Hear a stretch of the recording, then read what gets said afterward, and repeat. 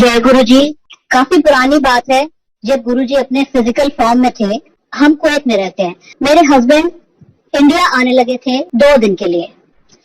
मेरी बेटी और मेरी सिस्टर इन लॉ दोनों और साथ में मैं, हम लोग मेरे हस्बैंड को हम एयरपोर्ट ड्रॉप करके वापस आ रहे थे कुवैत में। जैसे ही घर वापस आ रहे थे, ऑल ऑफ अ सडन मेरे लेफ्ट साइड की चीख पे मेरे को एक टिंजी सी फीलिंग शुरू हो गई, जैसे कि चींटियां चल रही हैं और मेरी जबान जैसे ट्रोल होनी शुरू हो गई और मेरी आवाज थोड़ी क्लियरिटी खत्म हो गई। तो एकदम से मैंने बोला गाड़ी में अपनी बेटी को कि बेटा पता नहीं क्या हो रहा है, बट वहां पे हमारे फैमिली फ्रेंड्स हैं कुवैत के अंदर। गाड़ी में से मेरी बेटी ने और मेरी सिस्टर इन लॉ ने उनसे बात करी कि आंटी मम्मा की तबीयत ऐसे एकदम से खराब हो गई है, क्या करें। उन्होंने बोला इमीडिएटली हॉस्पिटल ले जाओ। इमीडिएटली हॉस्पिटल ले गए, वहां मुझे इमरजेंसी में एडमिट कर लिया गया।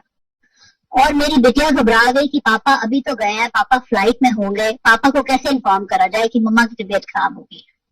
कुवैत से फ्लाइट चलती है रात को और यहाँ दिल्ली में सुबह पहुंचती है अर्ली मॉर्निंग। तब तक इंतजार करी कि सुबह पापा पहुंच जाएंगे तो पापा को हम फोन करेंगे। मेरे सारे टेस्ट हुए, सब कुछ हुआ। मुझे रात भर उन्होंने इमरजेंसी वार्ड में रखा। सुबह हुई, सुबह मेरी बेटी ने और मेरी सिस्टर इन लॉ ने इधर फोन करा पापा को, पापा मम्मा की तबीयत ठीक नहीं है, mamma is admitted in the hospital.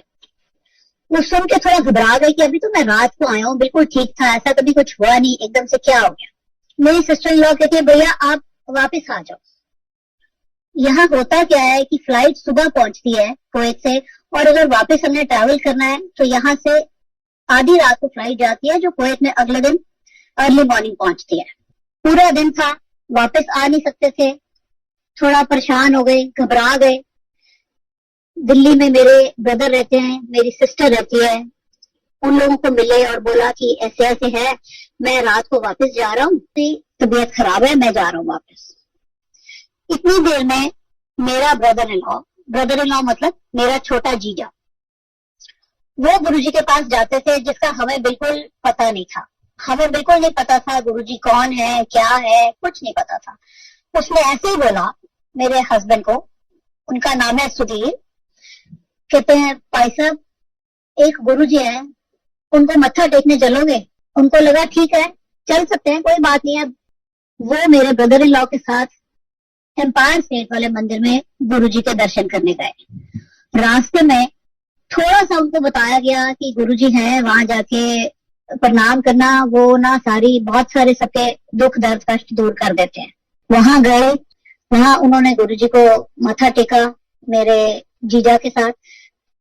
मेरा जीजा वॉज वेरी क्लोज टू गुरुजी। तो वहां बैठे तो मेरा जीजा ने बोला कि गुरुजी भाई साहब है गए, कुवैत तो आया गया। सुधीर ने उनको प्रणाम करा गुरुजी को और गुरुजी के पास बैठ गए। सबसे पहले गुरुजी ने कुवैत का नाम सुनते ही बोला, कुवैत एक राजपाल त्यागी रहते हैं, जान दो। मेरे अंकल बोला हाँ जी गुरुजी। गुरुजी कहते हैं वो ना सत्संग कर दिया, उसे जाया करो। मेरे हस्बैंड ने, अंकल जी ने सोचा कि वो जो त्यागी अंकल थे, उस वक्त कुवैत में हर फ्राइडे मॉर्निंग मंदिर की तरफ से कीर्तन होता था किसी ना किसी के घर पे।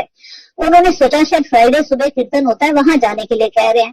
तो Kuwait being middle eastern country, वहां पे फ्राइडे छुट्टी होती है।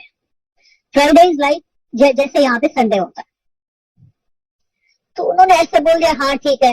फिर मेरे हस्बैंड ने कहा गुरुजी मेरी वाइफ की तबीयत खराब है, कुवैत में है। गुरुजी कहते हैं फोटो है क्या? मेरे हस्बैंड ने बोला नहीं गुरुजी फोटो तो नहीं आएगी। गुरुजी कहते हैं अच्छा जा कल्याण किया। बस इतना ही पहला इंटरेक्शन था मेरे हस्बैंड का गुरुजी के साथ। रात की फ्लाइट पकड़ के सुबह वापस कुवैत आए। तब तक मेरे सारे टेस्ट हो गए थे, डॉक्टर्स ने मुझे मेडिसिन दिए और डिस्चार्ज कर दिया। मैं घर थी, आई वाज ओके। थोड़े दिन के बाद क्या होता है कि कुवैत में किचन में काम करते करते मेरा लेफ्ट घुटना मेरा ट्विस्ट हो गया। ट्विस्ट ऐसा हुआ कि मुझे ऐसा लगे जैसे मेरा घुटना अंदर की तरफ मुड़ के झटके से बाहर आया और बहुत दर्द हुई।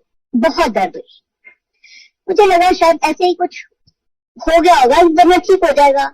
मैंने दवाई लगाई, ट्यूब लगाई, क्रेप बैंडेज बांधी, 2-3 दिन वो दर्द बढ़ती गई। वो दर्द इतनी बढ़ गई कि वहां पे कुवैत में डॉक्टर्स को दिखाना शुरू करा, बहुत इलाज कराया।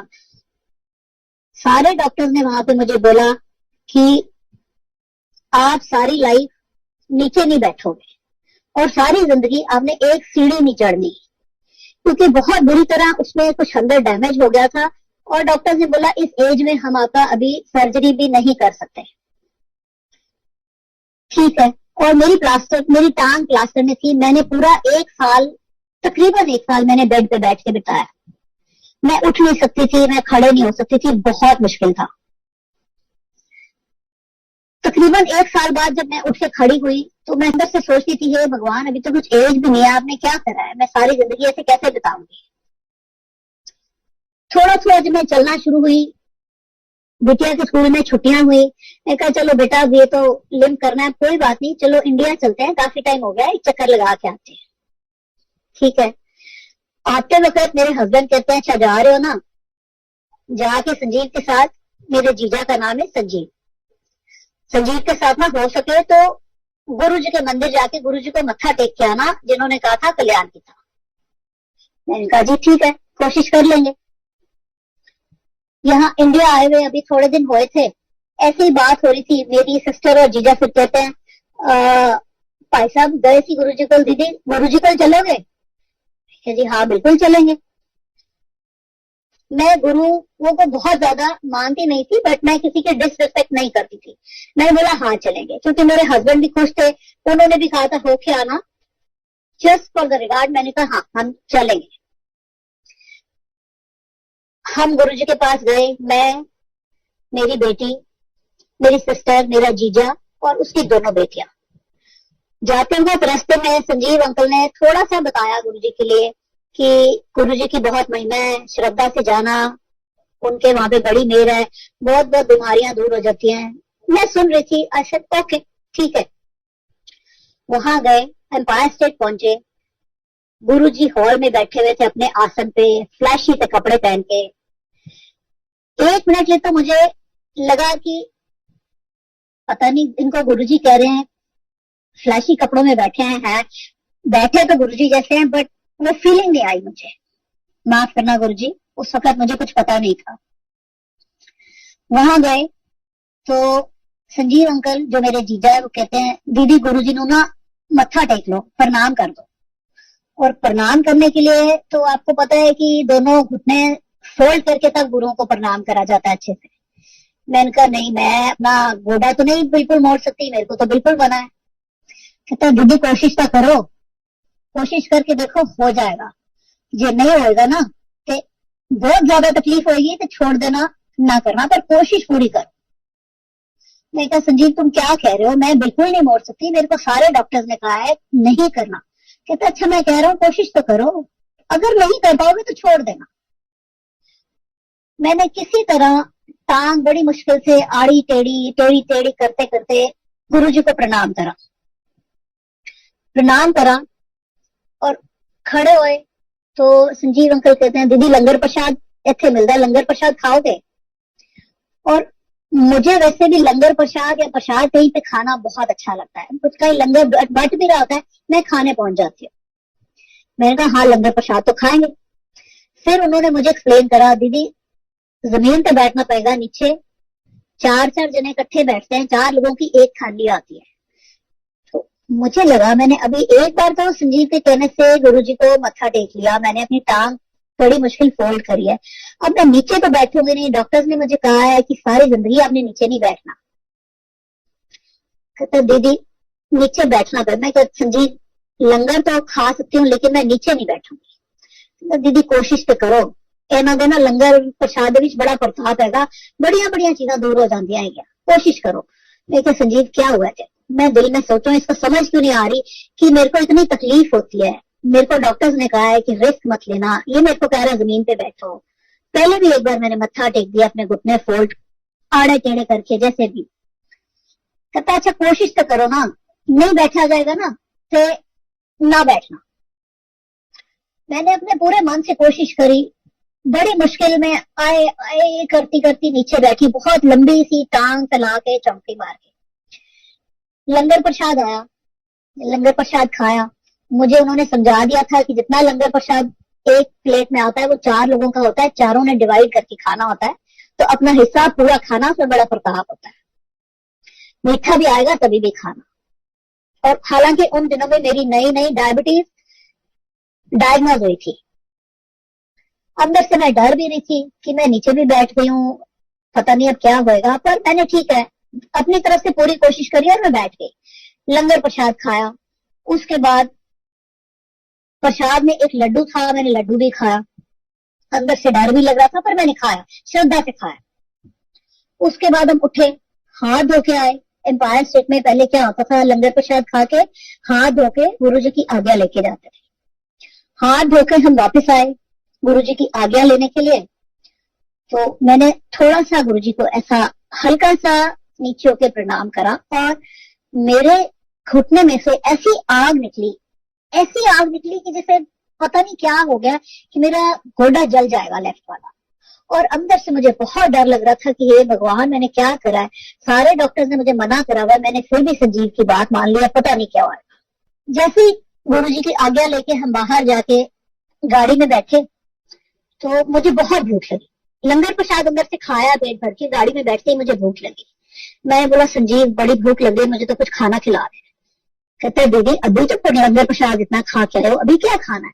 मैं कहा मुझे नहीं पता, मुझे बड़ी भूख लग रही है, मुझे कुछ भी खिला, जो मर्जी खिला, लेकिन मुझे खिला, नहीं तो मैं मर जाऊंगी, मुझे इतनी भूख लग रही है। रात का वक्त था, लेट इतना हो गए थे। कहते हैं अच्छा देखते हैं। फिर कहते हैं अच्छा चलो मेरे दोस्त का है गोला रेस्टोरेंट, वहां चलते हो। मैं क्या जहां तू ले जाएगा बस मुझे कुछ खिला दे। वहां गए, रात का टाइम था। उसने आइसक्रीम सिजलर ऑर्डर करा। कहता है दीदी इस वक्त यही मिल सकता है, जो आएगा खा लो। मैं कहा जो भी मिल रहा है मुझे खिलाओ। आइसक्रीम सिजलर खाया हमने सबने वहां बैठ के। उसके बाद हम घर आ गए। सुबह उठे, अब जैसे संजीव अंकल ने बताया था कि गुरुजी के लंगर प्रसाद में बड़ी महिमा है, वो उनमें बहुत ताकत है, बहुत वो करते हैं, बड़े बड़े मिरेकल्स होते हैं। मेरे दिमाग में कुछ खुराफत सी आई। मैंने सुबह उठते ही अपनी शुगर चेक करी कि मैंने रात को इतना मीठा खाया, संजीव ने कहा है, और सुबह मैं उठी हूं तो मेरी शुगर बिल्कुल नॉर्मल निकली। मैं बड़ी हैरान थी। मैं उठ के खड़ी हुई तो मैं बिल्कुल सीधी भी खड़ी हो गई, मेरे घुटने में दर्द भी नहीं था। मैंने थोड़ा सा चल के देखा, मुझे दर्द नहीं हुई। लंगड़ाना भी मैंने बंद कर दिया। 2-4 चक्कर लगाए, देखे ये तो कमाल ही हो गया, रात को तो इतनी दर्द थी, इतनी आग निकली थी, ये तो करिश्मा हो गया।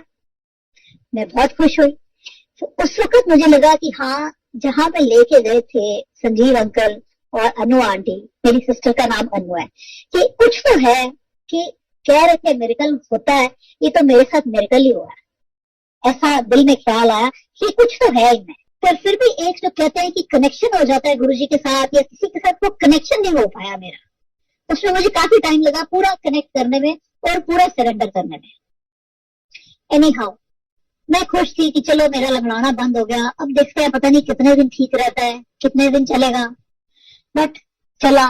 उसके कुछ सालों बाद वो होता है ना कि एक चीज की तसल्ली भी होती है इंसान को कि ये वाकई में हो गया। मुझे लगा मुझे खुद को टेस्ट करना चाहिए। मैंने बोला मुझे वैष्णो देवी जाना है, मुझे देखना है कि मैं कितनी ठीक हुई हूँ, मुझे इन्होंने कितना ठीक करा है या कितना मेरेकल हुआ है, मैं इतना चल सकती हूँ कि नहीं, या सिर्फ रोज का ही चल सकती हूँ।